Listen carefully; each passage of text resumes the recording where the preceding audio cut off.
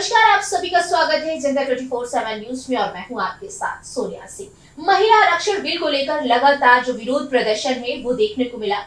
संसद में जिस तरीके से विपक्ष ने महिला आरक्षण बिल पारित नहीं होने दिया, परसीमन के खिलाफ लगातार सड़कों पर उतर करके महिलाएं भी विरोध प्रदर्शन करी और विपक्ष का कहना था कि ये भारतीय जनता पार्टी की जो नीति है महिला विरोधी, उसके खिलाफ हम लोग थे, ना कि महिला आरक्षण बिल के खिलाफ। लगातार भारतीय जनता पार्टी विपक्ष पर हमला बोलती रही कि ये महिलाओं के खिलाफ है और ये जो महिलाएं हैं इनको 2027 में माफ नहीं करेंगी। तमाम महिलाएं सड़कों पर उतरकर जब विरोध प्रदर्शन करने पहुंची तो उनका सिर्फ यही कहना था कि जिस तरीके से 27 में चुनाव आने वाले हैं और इस चुनाव में जो महिलाएं हैं वो अपना इस बार खेला जो है वो दिखा देंगी। पश्चिम बंगाल में जिस तरीके से 15 सालों से राज करने वाली ममता बनर्जी की सरकार चली गई और भारतीय जनता पार्टी ने अपनी जीत हासिल करी, क्या उसका असर भी उत्तर प्रदेश में इस बार देखने को मिलेगा या फिर नहीं, क्योंकि 27 में चुनाव होने वाले हैं। तो महिला आरक्षण बिल को लेकर जिस तरीके से अभी भी सियासत गरमाई हुई है, इसी पर चर्चा करने के लिए आज हमारे साथ रुमा हिमौनी जी मौजूद है, जो कि लखनऊ की वाटर योगा करके जो वर्ल्ड रिकॉर्ड बना चुकी हैं और इसके साथ साथ वो समाज सेवा भी करती हैं और किसी परिचय की मोहताज नहीं है।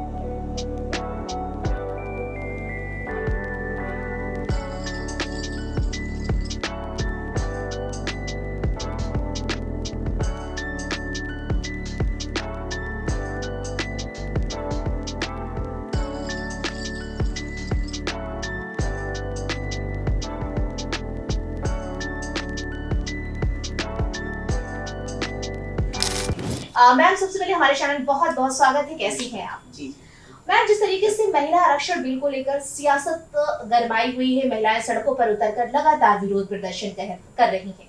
भारतीय जनता पार्टी का ये कहना है कि विपक्ष की वजह से ही ये महिला आरक्षण बिल पारित नहीं हो पाया। अगर ये चाहते तो आज हमारी जो महिलाएं हैं, जो 33% का आरक्षण है, उससे बढ़कर थोड़ा सा और होती कि महिलाएं जो संसद में और भी पहुंचती। आपकी इस पर क्या राय है? कैसे आप इसे सोच रही हैं और देख रही हैं? मैं जब आज पक्ष या विपक्ष को देखती हूँ तो आज एक चीज देखती हूँ कि बस हमें एक दूसरे का विरोध ही करना है। ये बात मुझे बहुत चुभने वाली लगती है। आप याद कीजिए, आज से थोड़ा पीछे का समय जब अटल बिहारी वाजपेयी जी जो है इंदिरा जी के लिए कहते हैं कि वो अगर पाकिस्तान से जीत के आई है तो वो दुर्गा है, और अभी कुछ समय पहले ही मुलायम सिंह जी ने मोदी जी के लिए कहा था कि मोदी जी देश बहुत अच्छा चला रहे हैं, और ये चीजें तब हुआ करती थी। लेकिन आज जो विपक्ष है उसके लिए मुझे थोड़ा सा खेद होता है या कि हर सही बात को भी गलत ठहराना, या वो जो पक्ष वाला कह रहा है भले ही वो कितना भी देश के लिए लाभदायक हो उसका विरोध करना, ये मैं चीजें देख रही हूँ जो मुझे लगता है कि थोड़ा सा हमारे समाज को पीछे ले जाने वाली है। तो ऐसा नहीं होना चाहिए। आपका भी यही कहना है कि महिला आरक्षण बिल जो है वो पारित होना चाहिए था? देखिए, महिला आरक्षण बिल की जब शुरुआत हुई थी, जब पहले बार तो आरक्षण की बात जब हुई थी, तब उन लोगों ने विपक्ष ने उसका विरोध किया था। मुझे समझ नहीं आता कि अपनी ही बच्चियों को अगर आरक्षण मिल रहा है, जिन्हें इतने समय तक सारी चीजों से दूर रखा गया, तो हमें क्या समस्या है? हमारी बच्चियां आगे आएंगी, हमारी बेटियां, हमारी बहनें आगे आएंगी, तो इसमें कुछ गलत नहीं है। ये कहा गया कि नहीं, वो अगर समान योग्यता रखती हैं तो फिर उन्हें बैसाखी की क्या जरूरत है? अगर इतने समय तक स्त्रियों को सारी चीजों से दूर रखा गया तो एक तरीके से उनकी टांगें उतनी मजबूत नहीं है, और ऐसे में अगर हमने उन्हें बैसाखी दी तो ये बैसाखी नहीं है। ये तो भाई जैसे हम बीमार होते हैं तो हम एक छड़ी का सहारा लेते हैं, हम बीमार होते हैं तो हम प्लास्टर लगाते हैं, तो ये बैसाखी नहीं है, ये एक सहयोग है। और हर व्यक्ति जो थोड़ा सा बाकी लोगों से पीछे, अगर स्त्रियां इस क्षेत्र में नहीं थी राजनीति में, तो उन्हें अगर थोड़ा सा आरक्षण मिला तो उसका विरोध हुआ। फिर ये बात आई कि इसके जरिए जो है वो कठपुतली की तरीके से स्त्रियों को इस्तेमाल किया जाएगा और पुरुष समाज ही उस पर राज करेगा। तो आप ये सोचिए कि अगर ऐसा फॉर एग्जाम्पल किसी केस में हुआ या हुआ होगा, तो आप स्त्रियों का, जहां तक मुझे लगता है, सिक्स सेंस बहुत मजबूत होता है। तो वो जब गद्दी पर बैठेंगी और उन्हें ये लगेगा कि उन्हें इस्तेमाल किया जा रहा है, तो वो उस जगह पर बैठने के बाद ऐसा नहीं होने देंगी। अब भले ही उन्हें सीट उनके वजह से मिली हो, उस पुरुष की वजह से, लेकिन वो काम करेंगी उस परम पुरुष के लिए। तो हर हालत में आरक्षण अच्छा है और मुझे नहीं लगता कि इसका विरोध होना चाहिए। बिल्कुल जिस तरीके से हम ये है कि पश्चिम बंगाल में अभी जिस तरीके से नतीजे आए, भारतीय जनता पार्टी ने अपना वहां पर परचम लहराया और कल वहां पर मुख्यमंत्री के नाम का ऐलान भी हो गया। शुभेंदु अधिकारी को मुख्यमंत्री वहां पर घोषित कर दिया है। लेकिन क्या आपको क्या लगता है, क्योंकि 15 सालों से महिला के तौर पर ममता बनर्जी वहां पर सरकार चला रही थी, क्या अंदर ही अंदर जो लोग थे वहां पर वो चाहते थे कि इस बार सत्ता परिवर्तन हो? आप कैसे से देखती हैं? देखिए, सत्ता परिवर्तन जहाँ कुछ कमजोरियां होती हैं वहाँ आप जैसे मैंने आपसे बताया कि स्त्रियों का सिक्स सेंस बहुत मजबूत होता है, उसी तरीके से जनता का सिक्स सेंस भी बहुत मजबूत होता है। हम जनता को हल्के में नहीं ले सकते। तो वही चीज रही कि जो वो इतने समय से देख रहे थे, हालांकि उनके ऊपर काफी दबाव हुआ करते थे, वो शायद अपनी मर्जी से पिछले लास्ट टाइम पे भी शायद ममता जी का विरोध करना चाह रहे हो या उन परिस्थितियों का विरोध करना चाह रहे हो, लेकिन वो संभव नहीं हुआ। लेकिन इस बार संभव हुआ, तो जनता ने जिसे सम्मान दिया है, हमें उसको समझना चाहिए कि जनता चाहती है ऐसा। तो लेकिन जब ये विपक्ष जो है, जब जिस राज्य में विपक्ष जीतता है वहां पर कहता है कि हमको जनता जो है वो चाहती थी, जिस राज्यों में हार जाते हैं वहां कहते हैं वोटों की चोरी होती है। ईवीएम पर बड़े सवाल उठाते हैं। हाँ, तो यही सवाल तो तब उठाना चाहिए ना कि जब आप जीतते हैं। तब ये सवाल पक्ष की तरफ से नहीं आता, तो आपकी तरफ से आ रहा है। इसका मतलब आप अपनी हार के लिए जब तक आप अपने आप को स्वीकारेंगे नहीं कि आपकी हार है, तब तक कैसे बात बनेगी, तब तक आप कैसे सुंदर कार्य कर पाएंगे। तो इसके बारे में तो वो लोग जो आरोप लगाते हैं उन्हें सोचना चाहिए। अगर कोई व्यक्ति हारा है तो उसे स्वयं पर विचार करना चाहिए और स्वागत करना चाहिए सामने वाले का, और कहना चाहिए कि अगर मेरे राज्य में कोई कमी रह गई तो मैं अगली बार प्रयास करूंगा कि मैं। बिल्कुल। और अब उत्तर प्रदेश में भी 2027 में चुनाव होने वाले, पार्टियां सक्रिय हैं, अपनी अपनी तैयारियां जो है अपने कार्यकर्ताओं के साथ मिलकर के कर रही हैं। आपको क्या लगता है, जिस तरीके से भारतीय जनता पार्टी का भी काम है उत्तर प्रदेश में और विपक्ष का रहा है, अब की बार क्या लग रहा है, तो कैसे होने वाले हैं चुनाव? आपकी नजर में कैसे, क्योंकि विपक्ष कह रहा है इस बार भारतीय जनता पार्टी का सफाया हो जाएगा, भारतीय जनता पार्टी कह रही है कि विपक्ष जो है वो सत्ता मतलब बाहरी हो जाएगा, तो आप कैसे से देख रहे हैं? देखिए, मैं तो यही कहूंगी कि बंगाल में अच्छा कार्य नहीं हुआ और सरकार नहीं आई। ईश्वर की दया है, यहाँ अच्छा कार्य हो रहा है। सरकार आएगी नहीं आएगी ये भी जनता तय करेगी, और जनता जानती है कि किस प्रकार से जो है वो, हम अगर स्त्रियों के विषय में देखें तो स्त्रियों के विषय में हमारी यूपी सरकार कितनी मजबूत है।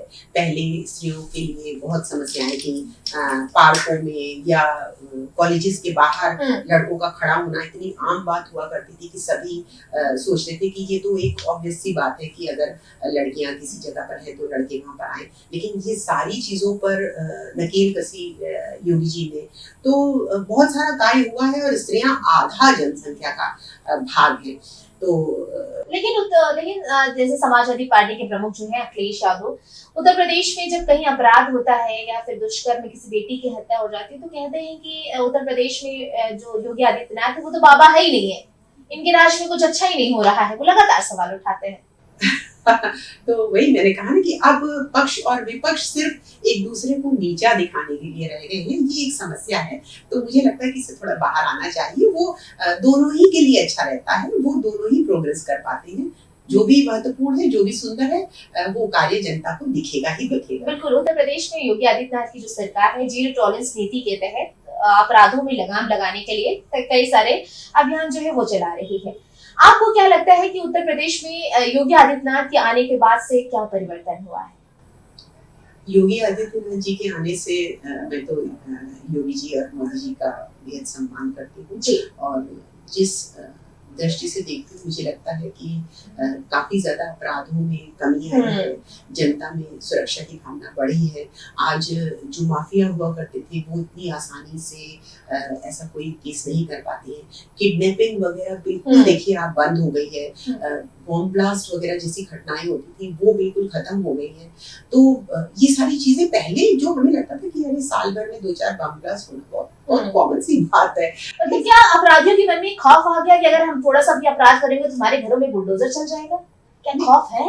हाँ, निश्चित रूप से अपराधी के भीतर खौफ होना ही चाहिए और जनता की जीत होनी ही चाहिए। अगर कहीं बाबा जी का बुलडोजर चलता है तो मुझे लगता है कि वो नीतिगत होगा और आवश्यक होगा, और संसार में ये मैसेज देने के लिए होगा कि अपराधियों को बख्शा नहीं जाएगा। तो मुझे नहीं लगता कि इसमें कुछ गलत है।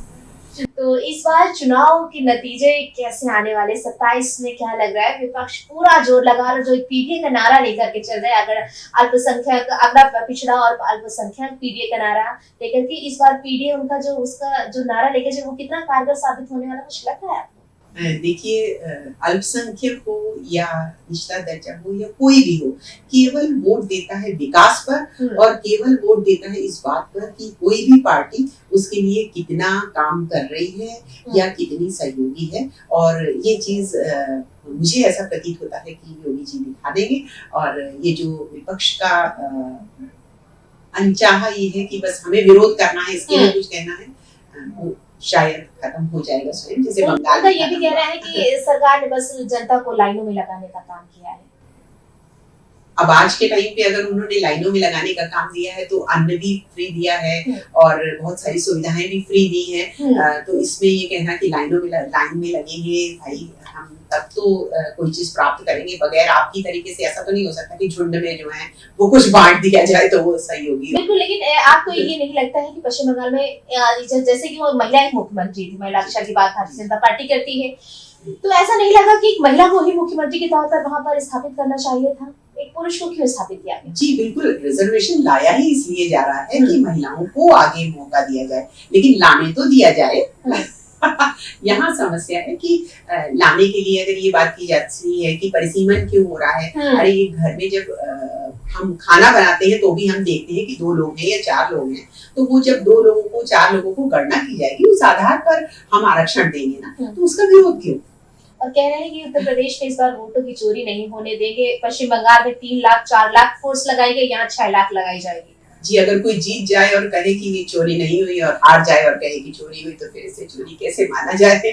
मतलब आप पूरा समर्थन दे रही हैं क्या भारतीय जनता पार्टी को? नहीं, मेरा समर्थन जनता की तरह है। काम होगा, विकास होगा तो समर्थन है, और काम और विकास नहीं होगा तो कोई भी किसी के साथ नहीं रहता।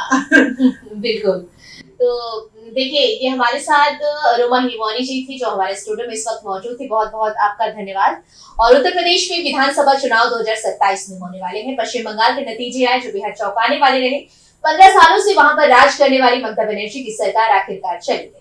और पिछले चुनाव की अगर बात करें तो 213 सीटें हासिल करने वाली ममता सरकार इस बार 100 के भीतर सिमट गई। लगातार हिंसाएं जो हैं वो भी वहां पर हो रही हैं। जो इस वक्त वहां के सीएम बनाए गए शुभेंदु अधिकारी, बीते दिनों उनके भी पीए की गोली मारकर हत्या कर दी गई। लगातार हिंसाएं हो रही है, बमबारी की घटनाएं सामने आ रही है, तो स्थिति जो है वो लगातार बिगड़ रही है। लेकिन जिस तरीके से गृह मंत्री अमित शाह कल विधायी दलों के साथ वहां पर बैठक करने पहुंचे और विधायी दल के नेता चुने गए शुभेंदु अधिकारी और मुख्यमंत्री का ऐलान जिस तरीके से किया गया, इसके बीच जो है हिंसाएं हो रही है। लेकिन उसका असर अब उत्तर प्रदेश में होने वाले विधानसभा चुनाव पर पड़ेगा या फिर नहीं, हम इसी पर बात कर रहे थे। नमस्कार।